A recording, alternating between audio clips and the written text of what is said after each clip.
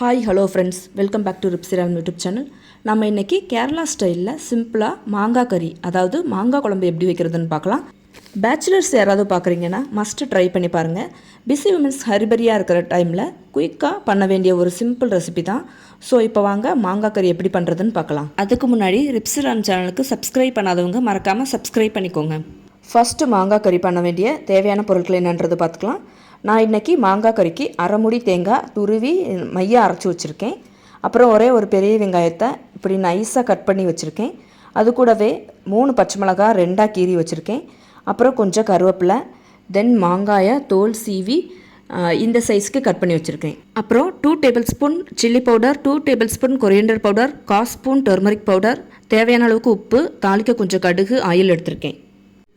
First ஒரு அகலமான பாத்திரத்தில் கட் பண்ணி வச்சுருக்கிற வெங்காயம், பச்சை மிளகாய், கருவேப்பிலை, அப்புறம் மசாலா பொருட்கள் எல்லாம் ஆட் பண்ணணும். அப்புறம் தோல் சீவி கட் பண்ணி வச்சுருக்கிற மாங்காய், உப்பு எல்லாத்தையும் சேர்த்து நல்லா மிக்ஸ் பண்ணணும். மிக்ஸ் பண்ணும்போதே ஒரு நல்ல ஸ்மெல் வரும். கடைசியாக லைட்டாக ஆயில் ஊற்றி மிக்ஸ் பண்ணிவிட்டு ஒரு 5 மினிட்ஸ் அப்படியே வச்சிடணும். 5 minutes later.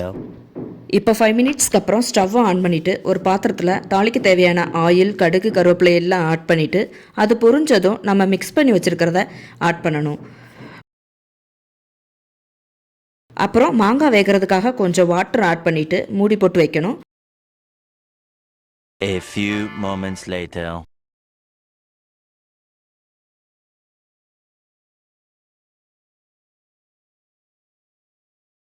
ஒரு 8 மினிட்ஸ்க்கு அப்புறம் மாங்காயை இப்படி நசுக்கி பார்க்கணும்.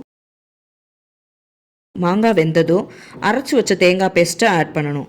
தேங்காய் பால் இருந்தாலும் ஆட் பண்ணலாம், இன்னும் டேஸ்ட்டாக இருக்கும்.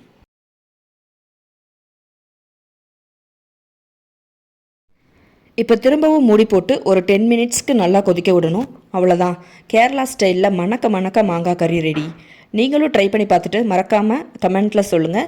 நான் இனிமேல் ஒவ்வொரு வீடியோவோட எண்ட்லையும் ஒரு டிப்ஸ் சொல்லலான்னு இருக்கேன். அது என்ன டிப்ஸ்ன்னு பார்க்கலாம் வாங்க.